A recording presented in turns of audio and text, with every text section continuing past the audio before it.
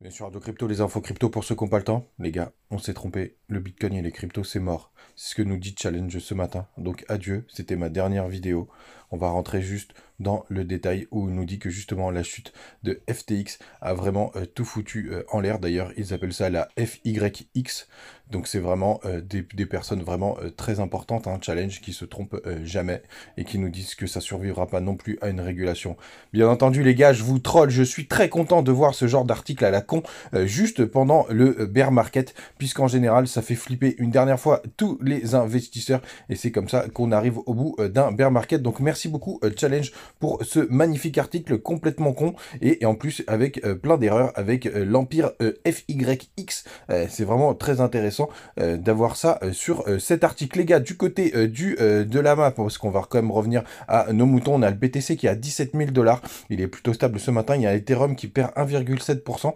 Il y a pas mal de FUD là du côté justement du pirate de FTX et de ses Ethereum. On a CryptoClebar qui fait un joli rebond ce matin, 4,6%. Le reste de la boîte, c'est assez mitigé. On est dimanche, c'est assez normal. On a Avax qui prend 3% ce matin et on a Léo qui retrace de 6,3%. C'est le grand perdant du jour. Du côté du daily, c'est pas mal parce qu'on est en train de former un petit bull flag. Moi, j'aime beaucoup. Vous voyez, on a un joli pump et derrière, on fait une petite correction. Vous voyez, c'est assez intéressant. Donc moi, j'aime bien moi ces petites formations en bull flag. En plus, on viendrait tester dans les zones de test justement de la neckline de cette épaule, tête épaule inversée. Alors évidemment, on peut encore un petit peu retracer, mais pour l'instant, c'est quand même, je trouve que c'est assez joli. Il faudrait pas qu'on s'en éloigne aujourd'hui, tout simplement parce qu'il y a eu la clôture du gap CME qui était aux 16 995 $. Donc très souvent, les gaps sont recomblés sous 80% des cas, d'ailleurs, pour être assez précis.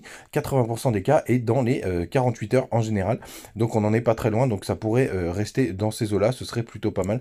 Et pour les altes aussi, pour qu'ils puissent s'exprimer aussi de leur côté. On va regarder notamment du côté du long short ratio pour voir où est-ce qu'on en est. Donc là, c'est plutôt pas mal parce que ça commence un petit peu à short ce matin, vous voyez, juste ici, même si les fundings sont positifs. Donc pour le coup, l'indicateur nous donne de l'information et contre-information.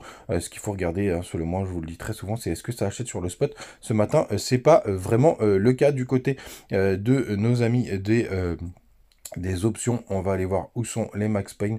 Hier, ils étaient aujourd'hui et demain à 16 750 $. On va voir où est-ce que ça en est ce matin. 16 750 $ pour ce matin. Et on va regarder demain ce que ça nous donne. Et on est à 17 000 $ demain. Donc ça, c'est plutôt pas mal. C'est assez cohérent avec les Max Payne. Les gars, n'hésitez pas, comme d'hab, à rejoindre notre Telegram. Hein, on discute. Il y a notre cher Sylvain qui est aussi modérateur qui vous vire si vous mettez des liens à la con. Donc normalement, c'est sous contrôle qui nous partageait d'ailleurs ce matin que tel est un x32 son ATH. Assez content de lui faire une petite dédicace.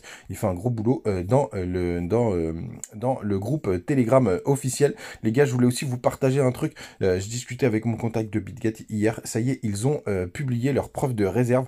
Et ça, c'est vraiment intéressant. Et c'est ça que vous devez voir maintenant sur l'ensemble des exchanges. Et vous voyez, les utilisateurs, ils ont besoin de 1200 BTC. Il y a 1200 BTC qui sont déposés. BitGet en a 8700, donc 725%. Donc les réserves sont suffisantes, hein, parce qu'évidemment, il faut avoir au minimum 100% des réserves. Du côté de l'USDT, il y a 220 millions de la part des utilisateurs, grosso merdo, ils en ont 450. Et du côté d'Ether, ils en ont un peu plus aussi, un peu moins du double. Il y a 7500 Ether de la part des personnes qui sont sur la plateforme. Ils en ont 12 000. Donc c'est toute cette partie-là que vous devez regarder quand vous voulez aller sur un exchange. Alors pour le coup, moi je suis assez confiant sur BitGet, pareil pour Binance. Mais les gars, évidemment, il vous reste toujours les clés privées et les MetaMask et tout le bazar si vous le souhaitez. Voilà les gars, pas grand-chose d'autre à vous dire. Vous avez toujours les mêmes targets. Hein. Moi j'attends toujours un rebond si on arrive à minima aux 18 000 $ pour casser les 0,382. Si on y arrive, ce sera directement